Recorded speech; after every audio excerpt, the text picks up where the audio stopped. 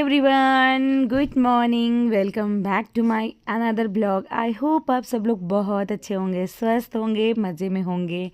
और आज की मॉर्निंग स्टार्ट हो रही है मेरी पफ़ी आइज से, बिकॉज आज थोड़ा सा नींद जैसे बहुत ही गहरी नींद से उठी तो थोड़ा पफ़ी पफ़ी आइज लग रहा है। तो अभी बस जस्ट ब्रश वगैरह करके सिर्फ एक गिलास गर्म पानी पिया है। देन सबसे पहले बनाऊंगी नाश्ता, और नाश्ते में बना रही हूँ चाय और सैंडविच। सैंडविच बनाने का मेन मोटिव था मेरा, क्योंकि आलू जो है वो रखे थे, क्योंकि कल मैंने बनाया था आलू पराठे जिसके आलू की जो स्टफिंग होती है वो बची थी। तो मैंने सोचा इससे अच्छा ऑप्शन कुछ नहीं है नाश्ते का, तो मैं फटाफट वही बनाने लग रही हूँ। और सुबह सुबह इतना ज़्यादा तो खिलाता नहीं, एक एक सैंडविच लेते हैं हम हस्बैंड वाइफ, और एक एक सैंडविच खाएंगे, देन चाय पियेंगे तो हमारा नाश्ता हो जाएगा। फिर कुछ देर बाद फ्रूट्स वगैरह भी खा लेते हैं ना, तो जिसकी वजह से बहुत हैवी नाश्ता हम लोग नहीं करते हैं। तो इधर देखिए हमारा जो सैंडविच है, एक यशु के लिए, एक एक हम हस्बैंड वाइफ के लिए 3 सैंडविच बन के हमारा रेडी है। बाबू सैंडविच नहीं खाता है, वो सुबह ओट्स ही खिलाते हैं हम लोग उसको, क्योंकि वो ये सब चीज़ें ज़्यादा नहीं खाता है। ओट्स उसके लिए बढ़िया होता है, हेल्दी भी होता है। तो यहाँ पे थोड़ी सी रखी है टमाटर की चटनी, जो हम लोग आलू के पराठे के साथ खाए थे, तो उसके साथ में अपना सैंडविच जो है वो इंजॉय करूँगी।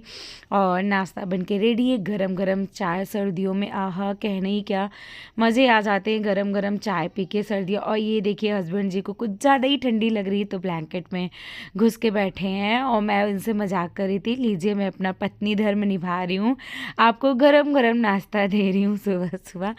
तो मुझे हंसी आ रही थी। फिर हम लोगों ने बैठ के अपना नाश्ता किया, और जस्ट मतलब सुबह बाबू जब स्कूल चला गया था ना, उसके एग्ज़ाम्स चल रहे हैं, तो 7:45 पे उसका स्कूल होता है, 7:30 पे हस्बैंड छोड़ आते हैं उसको। देन हम लोग उसको छोड़ के फिर सो गए थे, क्यों ही झूठ बोलना, फिर सो गए थे 1 घंटे। 9 o'clock पे हम लोग उठे, 9 AM पे। देन मैंने नाश्ता किया, नाश्ता वगैरह करने के बाद मैंने सोचा सबसे पहले मैं चढ़ा देती हूँ ये दाल मखनी बनाने का बहुत ज़्यादा मन था, तो इसलिए रात को मैंने जो खड़े साबुत उड़द दाल होते हैं वो, थोड़ा सा राजमा, और सच बताओ ये राजमा पता नहीं कैसा है ना, ये चाहे कितनी भी इसको सीटी लगा दो ये गल ही नहीं रहा है। पता नहीं कभी कभी कोई सा ऐसा होता है ना, जो कभी मटर नहीं, चना नहीं, कभी राजमा नहीं, ऐसे हो जाते हैं जो गलता नहीं है। मैंने इतनी सारी सीटियाँ लगाई लेकिन ये राजमा गला नहीं, और दाल तो बिल्कुल गल गया था, तो मैंने सीटी लगा दी। चावल मैंने सोक कर दिया, और इतनी देर में पता चला कि आज हमारी जो दीदी हैं, हेल्पर है, वो नहीं आएंगी, उनके पैरों में प्रॉब्लम, मतलब पैर दर्द हो रहा था। मैंने कॉल किया, 10 बजे मैंने उनको कॉल किया। देन पता चला तो थोड़ी सा तो वो हुआ कि नहीं, आप फ़ोन करके बता दिया करो जब आपको नहीं आना होता है, एटलीस्ट जैसे भरोसे में तो ना बैठे ना, अपना काम कर लें। क्योंकि नाश्ता बनाने के बाद मैं थोड़ी देर बैठ गई थी, अपना दाल चढ़ा के मोबाइल देख रही थी। फिर जब 10:05 हुआ तब मेरा माथा घूमा कि नहीं अब फ़ोन कर लेते हैं। जब फ़ोन किया तो पता चला, मुझे फ़ील हो रहा था कि शायद वो अब ना आए, क्योंकि वो 9:29 मतलब 9:30 तक आ ही जाती हैं चाहे जैसे भी।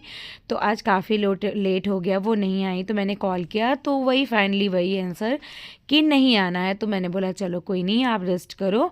तो मैंने पूछा शाम को आओगे कि नहीं, उन्होंने बोला शाम को नहीं आएंगे, जो कि वो शाम को आ गई थी। फ़िलहाल कोई बर्तन नहीं था, कोई भी काम नहीं था, क्योंकि मैंने अपने हिसाब से सारे बर्तन वगैरह धुल लिए थे दोपहर के भी, ताकि उन्हें कोई प्रॉब्लम ना हो, अगर वो ना आए तो मुझे भी प्रॉब्लम ना हो। लेकिन वो आ गई थी और वापस लौट गई थी वैसे के वैसे, क्योंकि कोई बर्तन नहीं था। अभी आगे ब्लॉग में आपको देखने को मिलेगा। तो मैंने सबसे पहले जो है नाश्ता वगैरह करके, दाल को देखो 10-15 सीटी आने हैं, तब तक वो सीटी आती जाएगी। तो मैंने सोचा मैं क्यों ही टाइम वेस्ट करूं, फटाफट ने जब करना खुद को है तो काम में लग जाते हैं। और टाइम भी ओवर हो रहा था, तो यहाँ पे मैंने अपना झाड़ू जो है वो लगाना स्टार्ट कर दिया। पीछे रूम से मैंने स्टार्ट किया है, अब हर एक रूम में जा के झाड़ू लगाऊंगी।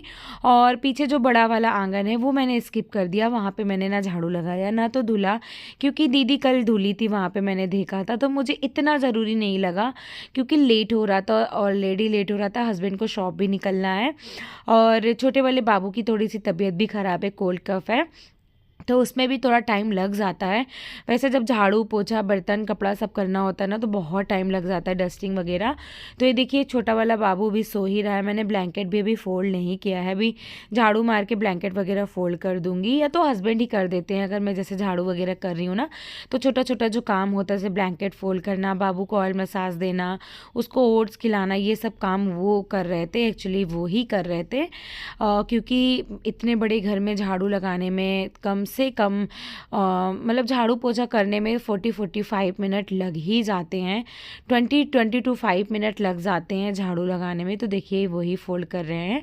अब वो बाबू को उठाएंगे, सिर्फ और सिर्फ बाबू का काम करेंगे, जैसे उसी के पीछे ना काफ़ी टाइम वेस्ट होता है। बच्चा है, थोड़ा सा प्यार करो, उसको खिलाओ पिलाओ, ऑयल मसाज देना, ये सब। और पूरे घर की सफाई करने में, बर्तन वर्तन धुलने में, झाड़ू पोछा कपड़े फोल्ड करने में 1.5 घंटे मुझे पक्का लग गए थे।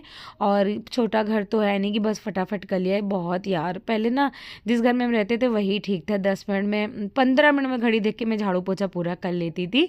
सिर्फ और सिर्फ 2 रूम था और एक छोटा सा आंगन था और किचन लैट्रिन बाथरूम था, इतना ही था, दैट्स इट, कुछ भी नहीं था। तो बहुत ईजी था। अब मुझे लगता है बाप रे उसका 4 गुना घर हो गया है। और जिस दिन दीदी नहीं आती उस दिन हालत बहुत ख़राब होती है। सोच के ये भी लगता है ना कि हम लोग अपना एक घर नहीं कर पाते हैं, वो बेचारी 4 घर करती हैं।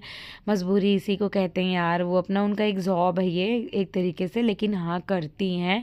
तो कभी कभी बोलती हैं ना तो कुछ भी नहीं बोलती कि चलो हाँ जाने दो, बहुत करती हैं वो। और ज़्यादा छुट्टी वैसे भी नहीं लेती हैं, तो तबीयत ख़राब हो या कहीं जाना हो तो ही वो बोलती हैं, ऐसे वो नहीं लेती है। मुझे कहीं जाना होता है तो मैं छुट्टी दे देती हूँ। अगर मुझे कहीं जाना होता है मैं पहले बता देती हूँ, क्योंकि वो जब मैं उन्हें छुट्टी देती हूँ ना तो वो हर जगह का गोल मार देती हैं, छुट्टी ले लेती है, क्योंकि उनको भी रेस्ट चाहिए बीच बीच में। तो महीने में हो जाता है 2-3 छुट्टी तो ऑलमोस्ट हो ही जाते हैं।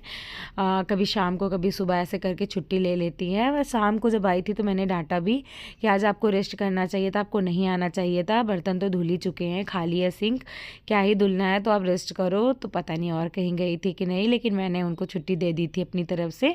तो देखिए मैंने हर एक रूम में अच्छे से लगाई झाड़ू।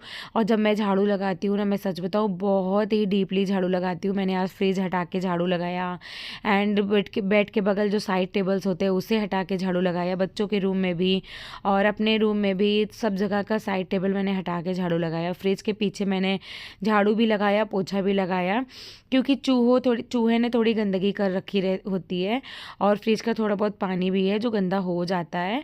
और उसके बाद फिर मैंने फटाफट करके एक एक रूम में पोछा लगाना स्टार्ट किया। अभी बाबू सो रहा है और अभी झाड़ू पोछा करके फिर करूँगी डस्टिंग करने के बाद थोड़े बर्तन है, और ये तो कहो आज ना थोड़े बर्तन थे क्योंकि कल था संडे, और संडे रात हम लोग गए थे मूवी देखने, 6 से 10:30 बजे मूवी ख़त्म हुआ था। तो बाहर ही हम लोग को वही हॉल में ही खा पी लिए थे, बहुत ही ज़्यादा सब कुछ।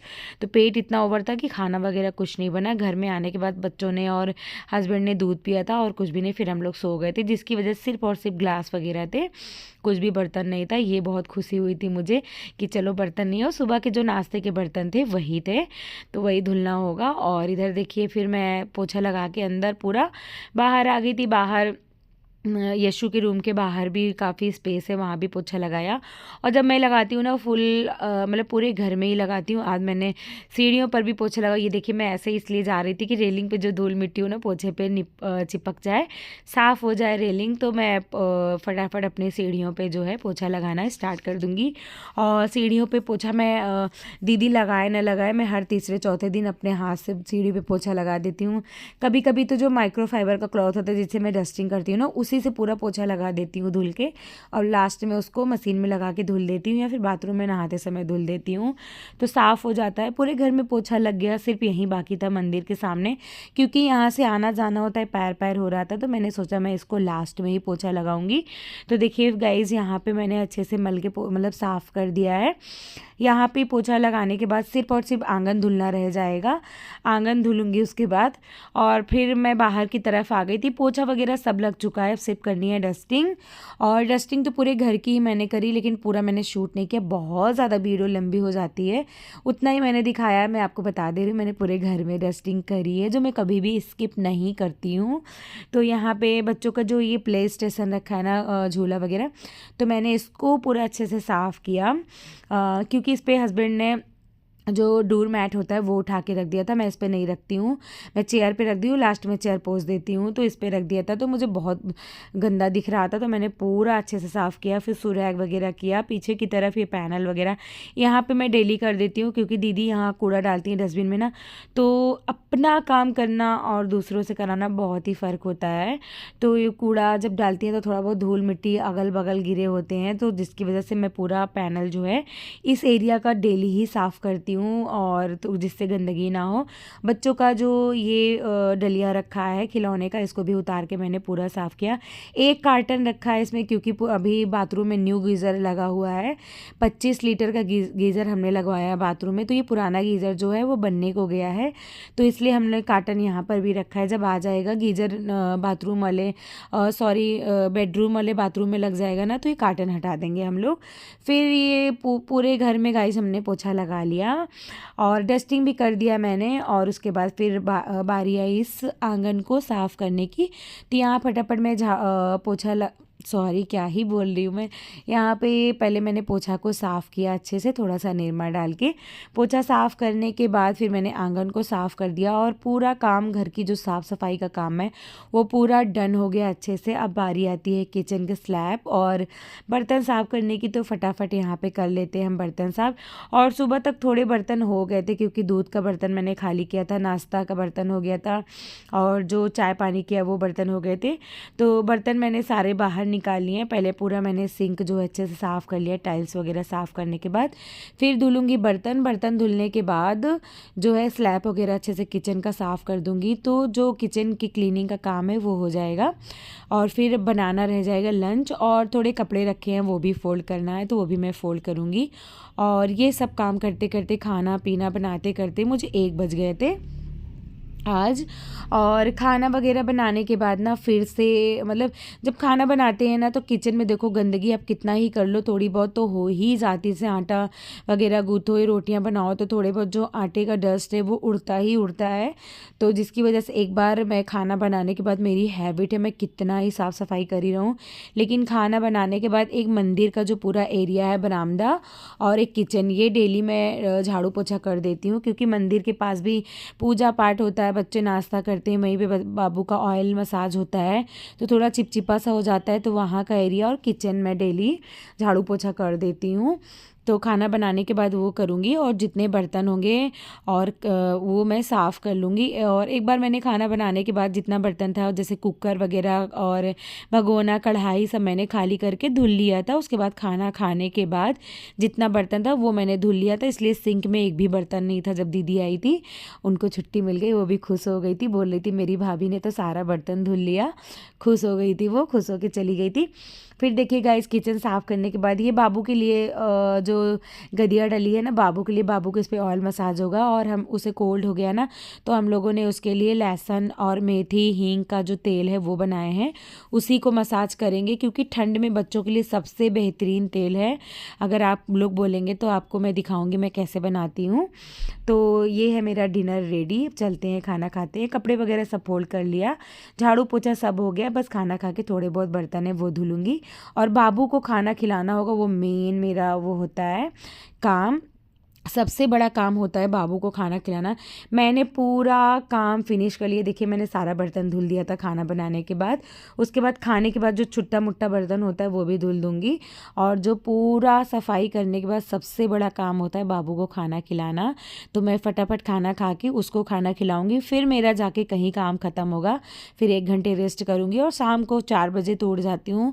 वॉक करना होता है ना, 4:30 पे मैं छत पे जाके वॉक करती हूँ। आधे घंटे के अंदर मैं जैसे गर्म पानी पीना, ग्रीन टी पीना, ये सब पीती हूँ। जो मुझे सब्जी बनाना तो वो कट करके मैं सीधे चली जाती हूँ छत पे, 1 घंटे वॉक करती हूँ, फिर आती हूँ, अपना चाय नाश्ता दिया बाती ये सब करना होता है। तो सैलड में यहाँ पे मैं कट कर रही थी मूली, सिर्फ और सिर्फ मूली, क्योंकि खीरा आजकल अच्छा नहीं लगता खाने में, ना ही अनियन अच्छा लगता है, अनियन ठंडी में अच्छा लगता है। तो मेरा सैलड में मूली कट हो गया, और बहुत टेस्टी सा बना था। दाल मखनी चावल रोटी मैंने बनाया था, और यहाँ पर लाइट नहीं है इसलिए अंधेरा लग रहा है। लाइट बहुत देर तक कटी थी, ऑलमोस्ट 2 घंटे तक लाइट कटी थी इसलिए बहुत अंधेरा अंधेरा लग रहा होगा आपको।